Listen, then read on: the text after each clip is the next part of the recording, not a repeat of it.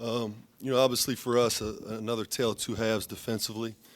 I thought we were, pretty good defense in the first half, albeit Marshall really took over the game and did that for the majority of the game, not just the first half. I mean, it was really good in the second half as well. He had an unbelievable game. And the thing I was disappointed in, I told our team in the locker room afterwards, was our lack of defensive intensity and focus on guarding the basketball. And we've had that issue in the second half of the games for most of the early season. That being said, we cut it to a two-possession game with 2 minutes to go and had a shot to cut it to a one-possession game.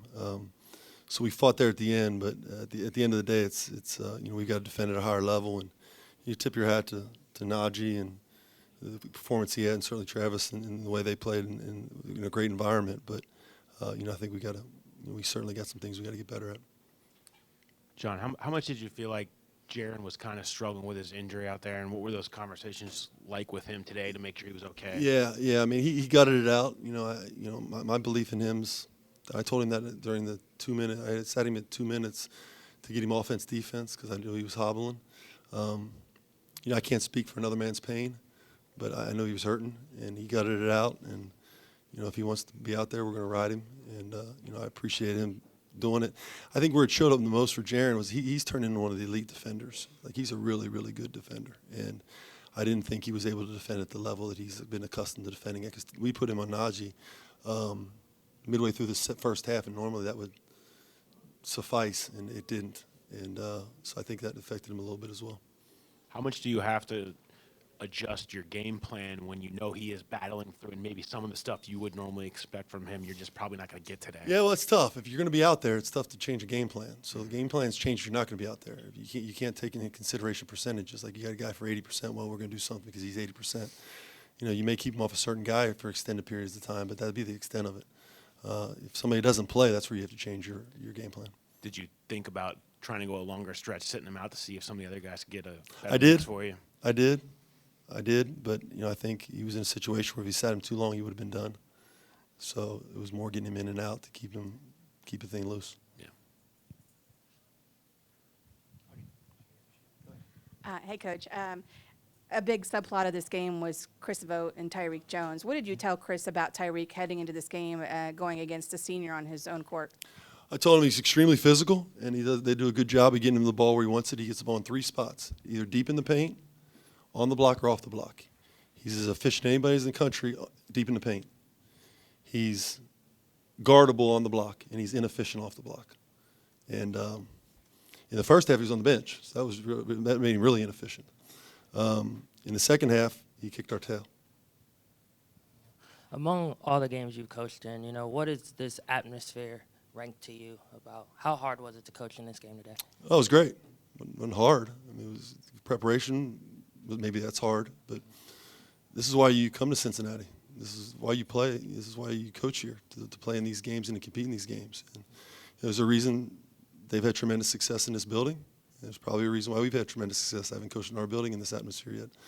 But if you don't want to play in this, then you need to do something else. Jaevin and Chris were saying because of the noise, it was a little bit hard to communicate. Did you find that for yourself, or what were some things? Yeah, I think the guys got caught up a little bit in the pace. I wanted to run some more actions. They need to look at it. And the comment that I made to our guys, you got to look over at me more so I can give you the actions. I think what Chris is referring to is our ball screen coverages. So, yell louder, because the guy's 3 feet from you. It ain't that loud. So we just need to yell louder. As far as my communication with our guys, it wasn't inhibited at all.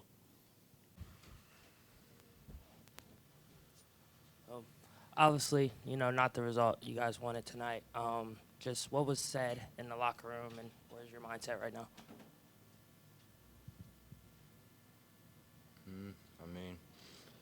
We came out in the second half, and they punched us in the mouth, and we never recovered.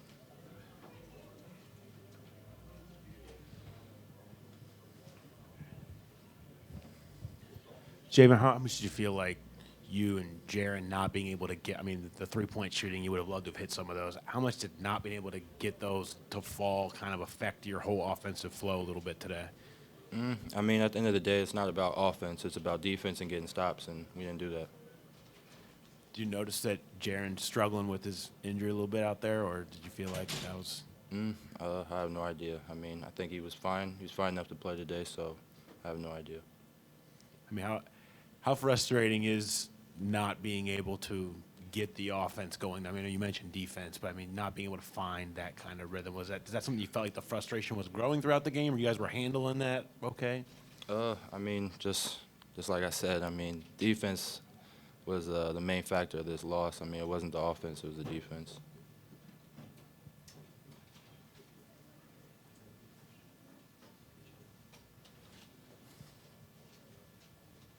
With, I know it was your first, both of you guys' first crosstown shootout. Was it any different from any of the other games you guys played this year? I'd say the atmosphere played a factor in the game and made it hard on us to get our offense going and hear calls and everything. But at the end of the day, we shouldn't let that affect us, and we got to be used to playing in environments like this. It was you did say the environment was a little tough, but I mean, you see this as a game that you guys will be able to grow from throughout the season. Yeah, most definitely. I mean, what we take away from this loss and just move on and just don't make the same mistakes.